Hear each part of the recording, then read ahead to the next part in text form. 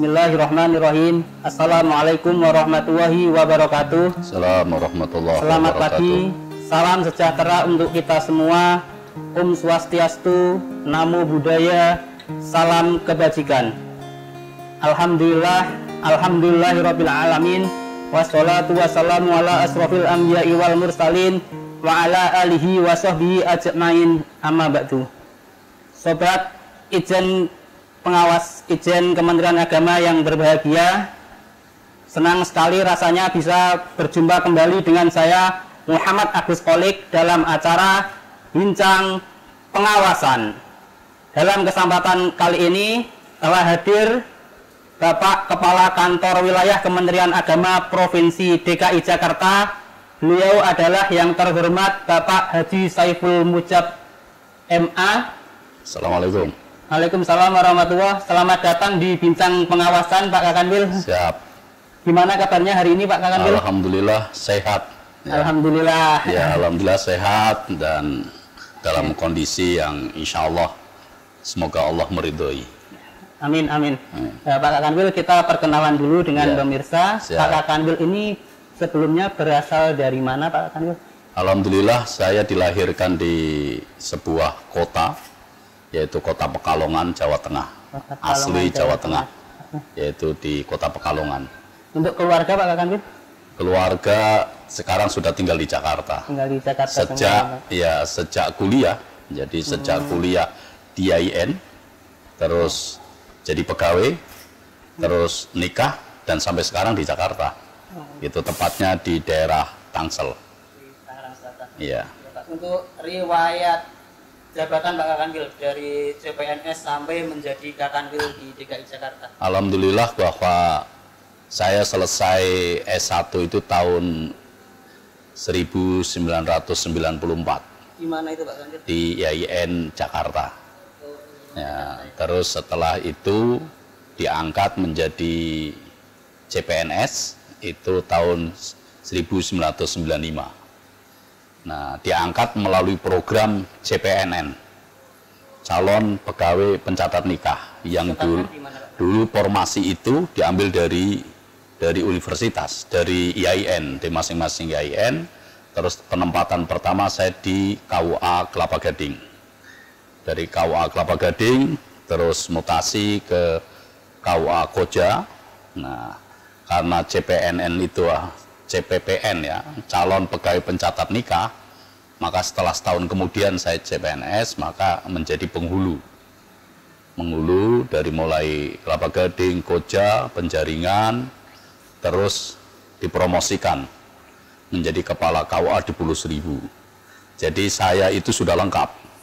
Jadi apa yang di Indonesia darat dan lautan, saya sudah pernah di lautan, walaupun di DKI.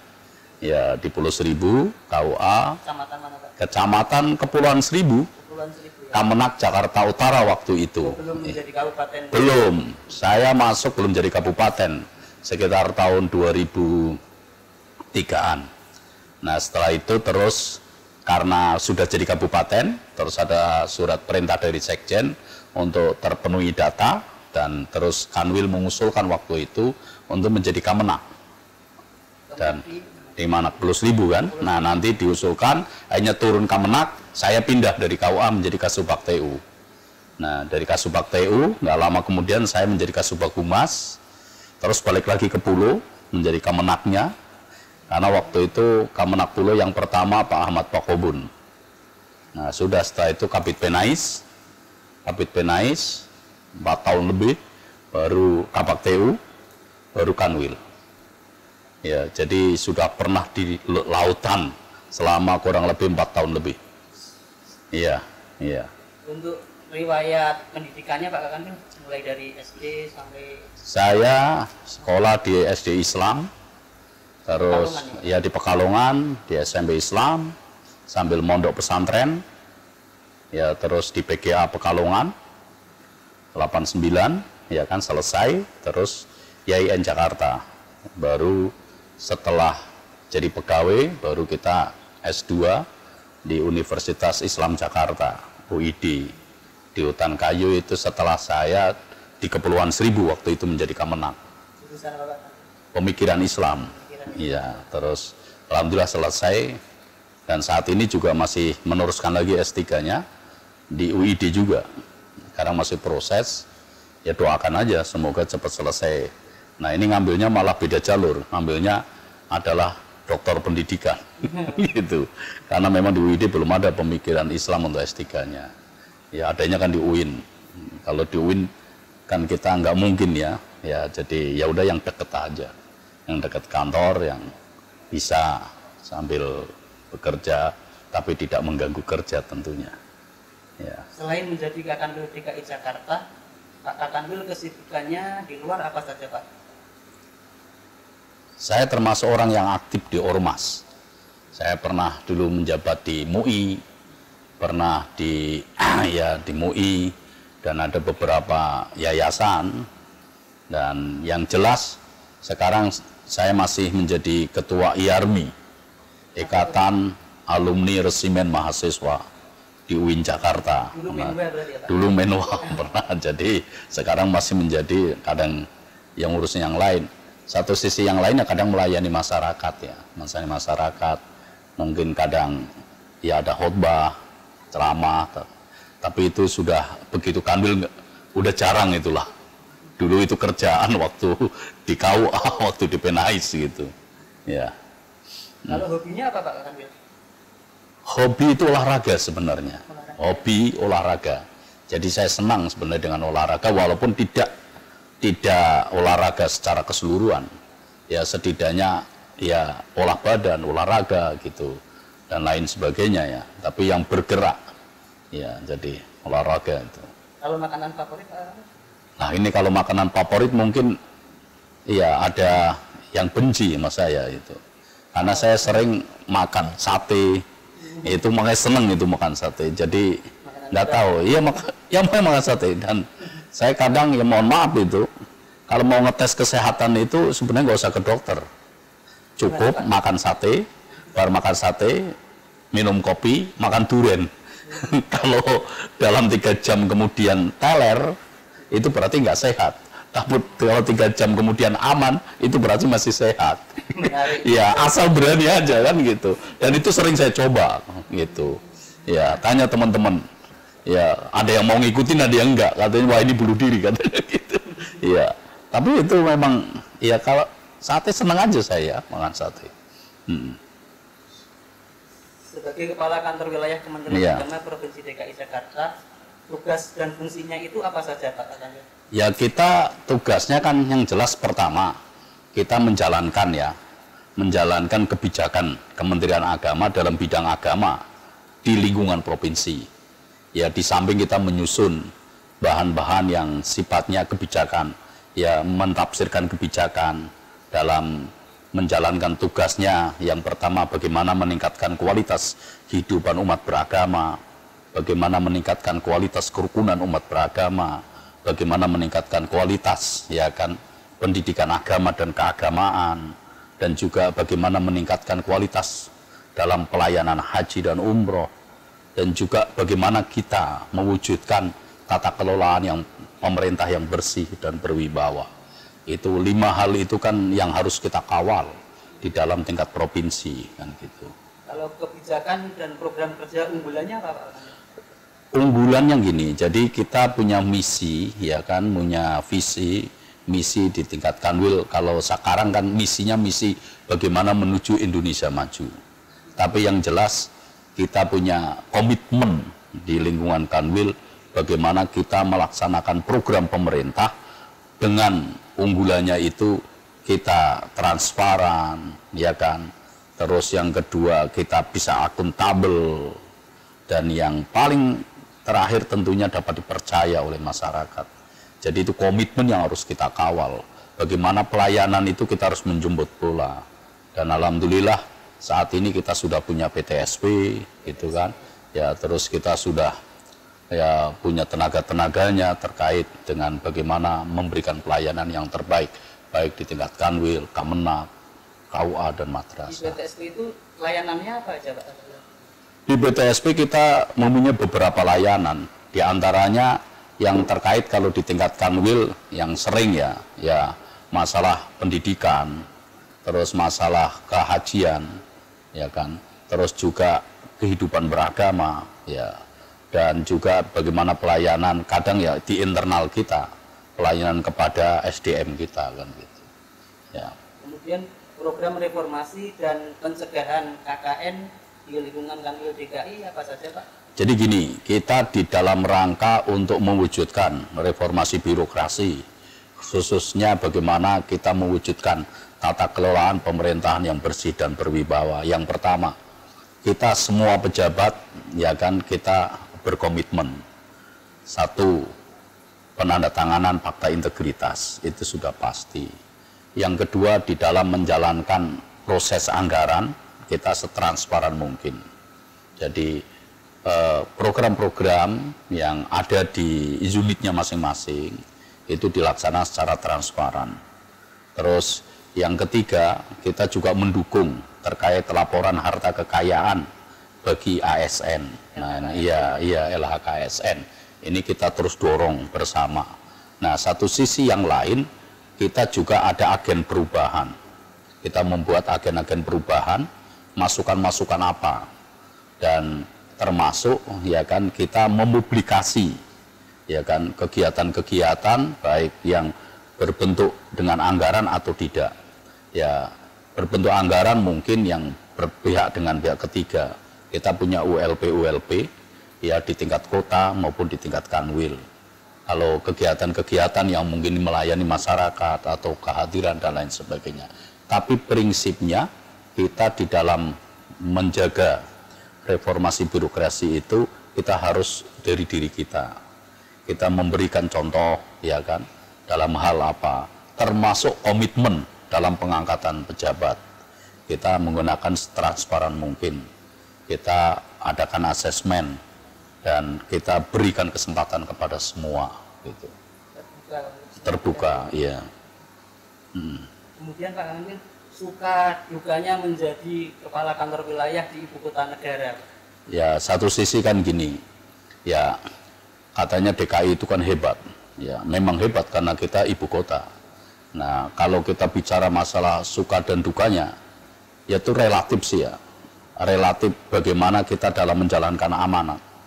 Kalau kita ikhlas dan terus yang kedua kita itu apa ya, ikhlas, terus kita bekerja dengan ikhlas, itu ya insya Allah ya kita nyaman-nyaman aja. Ada memang persoalan-persoalan yang kadang-kala karena di ibu kota ini kan segala sesuatu tokohnya itu langsung tokoh nasional. Ya, jadi tokoh nasional. Ya, jadi tokoh nasional.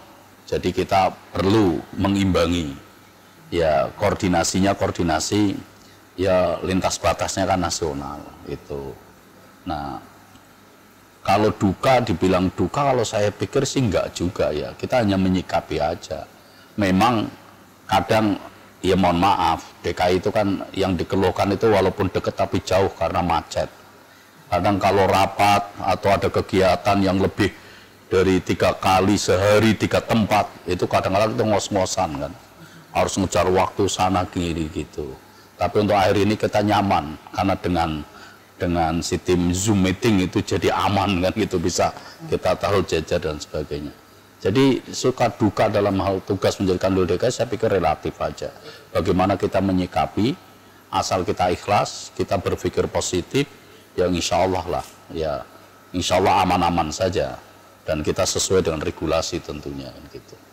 Ikhlas dan berpikir positif ya. Berpikir positif aja. Kita udah nggak usah berpikir yang aneh-aneh lah. Berpikir positif, ikhlas gitu. Terus kita juga menjaga, ya kan? Artinya kan kita menjaga integritas. Terus kita sesuai dengan regulasi aman-aman aja sebenarnya. Karena ini akan berjalan gitu.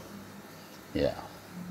Pemirsa yang berbahagia, bincang pengawasan tayang setiap Selasa dan Jumat di media sosial Inspektorat Jenderal Kementerian Agama pada channel YouTube. Tetap di sini, jangan kemana-mana di bincang pengawasan.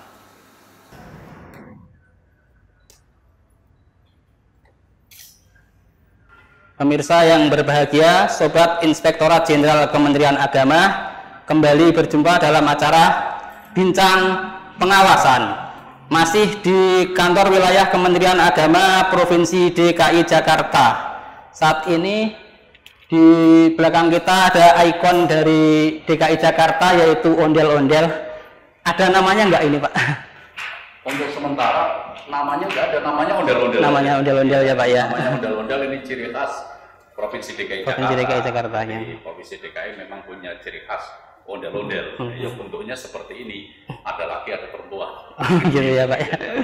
Oke, Pak Kanwil, ini kan masih pandemi, sampai sekarang juga belum selesai. Mungkin ada pesan Pak Kanwil dalam upaya untuk pencegahan penyebaran COVID-19 ini. Baik, sejak pandemi dinyatakan ada di Indonesia pada bulan Maret tahun 2020, dan saya saat itu masih ingat karena kita rapat kerja, dan di tanggal 13, di tanggal 13-14 itu akhirnya begitu hari Seninnya ya dinyatakan semua PJJ termasuk kantor itu WFH saat itu kan.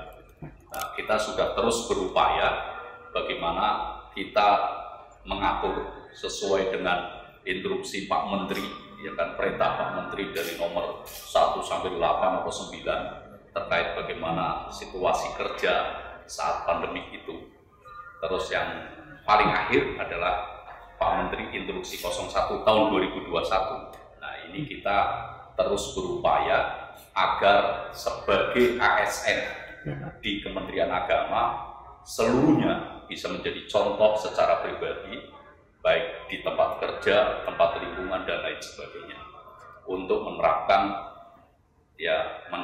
5M sebagai salah satu upaya ikhtiar maksimal memutus mata rantai COVID-19, ya, dengan memakai masker, menjaga jarak, mencuci tangan, ya, di air yang mengalir, tidak mendatangi kerumunan atau mengadakan kerumunan, terus mengurangi mobilitas, bepergian yang tidak penting tentunya. Nah, ini sudah kita lakukan di seluruh unit, baik tingkat Kanwil, Kamenak, Madrasah, Kawas, semua insya Allah dalam hal memberikan pelayanan tetap mengupayakan 5M. Bahkan untuk di KUA itu sudah kita tegaskan, memberikan informasi kepada para caten atau orang yang mau menikah agar mau mentaati protokol kesehatan 5M, baik pernikahan di kantor maupun di luar kantor. Bila tidak, lebih baik nggak usah datang sebagai petugas, ya, daripada nanti kita kena tegur. Nah, ini sejauh itu masalah protokol kesehatan. Apalagi saya termasuk sudah alumni, saya termasuk LC, lulusan Ciputat dan lulusan COVID. Iya, ini saya ngalami betul, saya merasakan bahwa COVID itu ada. Satu sisi yang lain, saya juga menghimbau kepada para penyuluh, para KUA, dan kita semua, karena orang Kementerian Agama biasanya di masyarakat berperan. Ada yang menjadi ketua RT, ada yang menjadi ketua RW, ada yang punya majelis taklim, ada yang pengurus masjid, agar menyuruhkan untuk terus menggelorakan bahwa COVID ini ada dan bagaimana memutus mata rantai, ya, dengan 5M itu. Satu sisi yang lain juga saya mohon untuk terus berdoa semoga COVID ini tetap, ya, cepat berlalu, cepat diangkat lagi oleh Allah, karena COVID ini kan makhluk Allah. Ya, kita berdoa ikhtiar maksimal kan, ikhtiar lahiriah 5M, ikhtiar batiniahnya berdoa kepada Allah, minta kepada Allah semoga COVID cepat berlalu di Indonesia dan di dunia khususnya, supaya kita bisa kembali hidup. Sebagai penyintas COVID tadi ya, Pak ya, mungkin ada kiat-kiat atau saran bagi penderita COVID itu biar cepat sembuh, caranya bagaimana, Pak? Pertama, ya kan, saya merasakan yang pertama kita jangan sampai terlalu capek, karena yang saya alami secara pribadi waktu itu saya kecapean, capek, telat makan, kurang tidur. 3 faktor itu mungkin, ya kan, yang akhirnya drop isi, kecapean, lelah, terus panas. Begitu sudah panas, Ya mungkin ada yang demam, waktu itu saya demam, panas, batuk, sesak napas. Nah kalau sudah itu, begitu swab positif, lebih baik langsung cari rumah sakit kalau sudah sesak. Tapi kalau masih bisa orang OTG usaha sendiri ya sendiri. Tapi yang jelas pertama kita jangan sampai telat makan, karena COVID itu biasanya kita makan pahit, rasa makan semua sama, tidak terasa lagi, tidak terasa, tapi harus paksa makan, minum vitamin, jemur, dan yang paling akhir lagi berdoa dan berpikir positif, yakin gitu. Saya dirawat di rumah sakit itu hampir sebulan, dari mulai tanggal 5 sampai tanggal 31 Desember. Saya sempat masuk ICU selama 20 hari, ya, merasakan bagaimana sesak nafas. Nah, maka gitu, tapi kita terus berpikir positif, kita semangat, kita makan jangan sampai telat. Tetap ikhtiar dan doa. Ya. Tetap berpikir positif dan semangat, dan jangan lupa berdoa ya Pak ya. Insya Allah. Di era digital ini kan di medsos banyak sekali ujaran kebencian, hoax dan sebagainya. Mungkin saran Bapak agar kita ini bijak dalam bermedsos, Pak. Sering saya sampaikan kepada teman-teman, sahabat-sahabat di Kanwil, ya kan, baik di rekan pejabat maupun para CFU, atau pas tatkala saya ke madrasah atau tatkala pembinaan, saya minta saat ini kita hidup di dunia, di dua alam nyata sama alam maya. Alam nyata yang biasa kita hadapi, alam maya ini yang tanpa batas, tanpa ruang dan waktu terus. Satu sisi dari sisi negatif alam maya adalah terkait dengan berita-berita hoax tidak benar. Nah, saya minta kita sebagai ASN kita harus bisa mengendalikan terkait dengan hoax. Caranya bagaimana? Kalau ada hal-hal yang sifatnya baik masalah agama, masalah yang lain-lain, cukup berhenti di HP kita. Kita nggak usah ikut menyebarkan sebelum pasti bahwa itu benar. Kita perlu tabayun, kita perlu bertanya kalau ada berita-berita yang lain. Cukup berhenti di HP kita.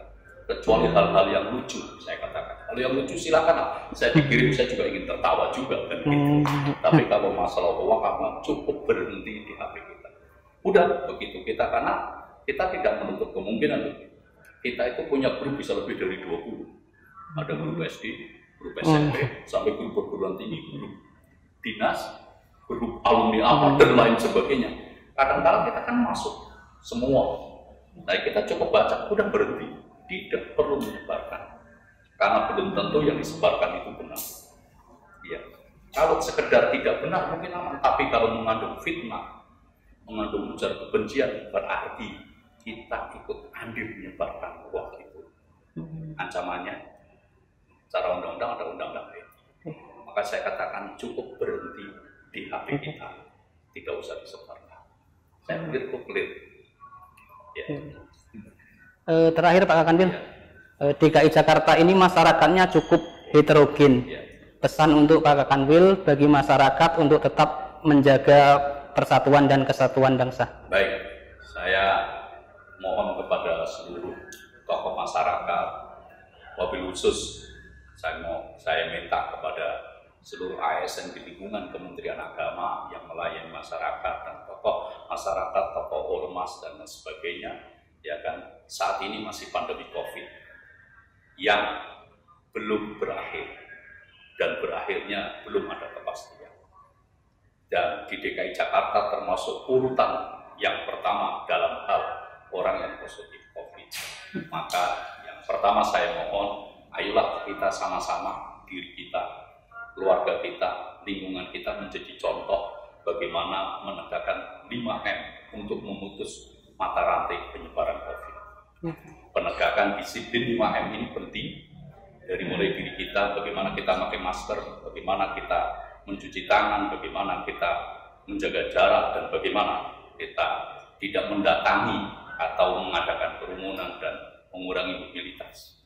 Yang kedua, pemerintah saat ini sudah menggalakkan sudah mencanangkan terkait vaksin, ayolah kita ikuti.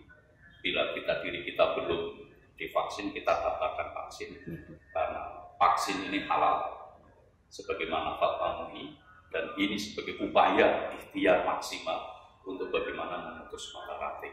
Dan yang ketiga ya kita tentunya saling berdoa semoga Allah segera mengangkat COVID dari muka bumi ini. Saya pikir itu. Terima kasih. Pemirsa, tibalah di penghujung acara. Saya Muhammad Agus Kolik dan Pak Kakanwil mohon undur diri.